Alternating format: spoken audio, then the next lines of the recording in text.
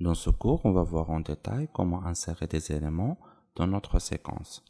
Avant de faire ça, je vais apporter une image. C'est pour exemple celle-là.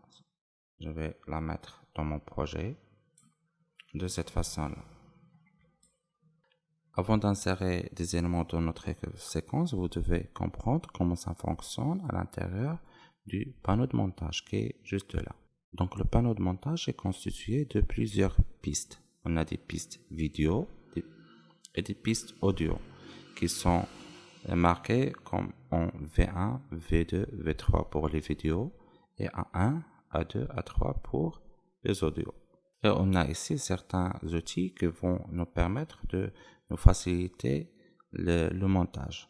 Donc je vais commencer par insérer une vidéo à partir de mon projet. Je vais l'insérer directement sur la séquence de cette façon-là.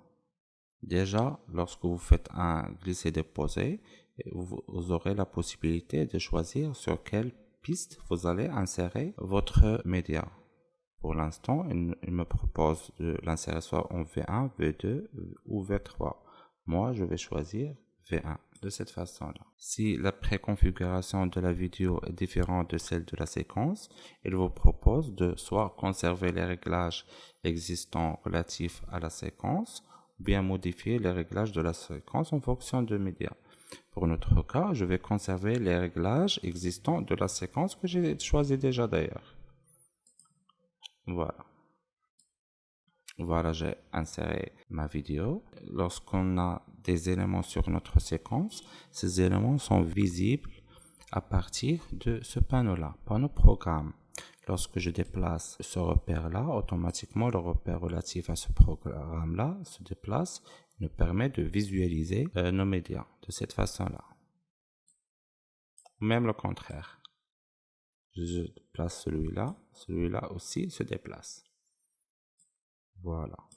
Pour effectuer une lecture, il suffit de faire ici. Et pour arrêter la lecture à partir du même bouton. Donc, je reviens ici.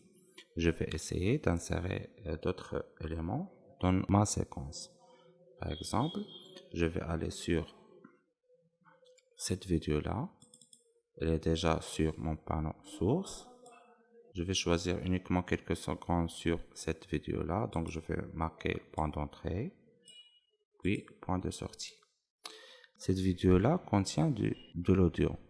Donc, si je fais un glisser-déposer à partir du panneau source, vous allez remarquer que le panneau de montage me propose de l'insérer soit sur V3 et A3, ou bien sur V2 et A2, ou bien sur V1 et A1. Donc, je vais choisir la troisième option. Voilà. Maintenant, on va voir ces deux outils-là qui nous permettent d'effectuer des insertions plus personnalisées. Comment ça? Donc, la vidéo est sur mon panneau source et je vais réduire point d'entrée et point de sortie. Je vais même la déplacer ici. Voilà, de cette façon-là. Maintenant, à partir de cet outil-là inséré, je vais insérer directement cette partie-là sur ma séquence. Exactement à partir du point où il est mon repère, c'est-à-dire juste là. Voilà. Si donc je clique ici, voilà, ma vidéo a été insérée. Par contre, la vidéo qui a été déjà sur le panneau de montage ou sur la séquence a été divisée sur deux pour laisser de la place à cette partie de la vidéo, mais n'était pas remplacée. Donc ce point-là et ce point-là sont en continu. Je vais faire un CTRL-Z. Je vais revenir sur cet outil-là qui est différent du premier. Il s'agit de l'outil remplacer. Donc si je fais remplacer, la vidéo a été insérée. Par contre, la vidéo qui a été sur le panneau a été remplacée par la vidéo que j'ai insérée. C'est-à-dire, pour bien comprendre, Je vais supprimer cette partie-là et faire glisser celle-là. Je vais faire lancer une lecture.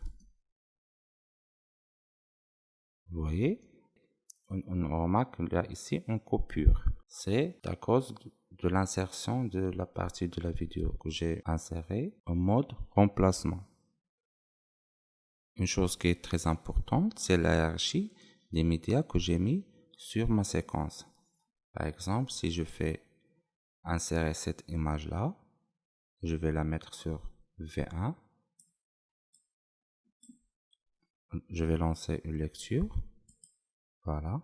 Vous allez remarquer que l'image est visible en premier, puis la vidéo. Parce que la lecture se fait automatiquement du haut vers le bas. C'est-à-dire la piste V1 sera visible en dernier.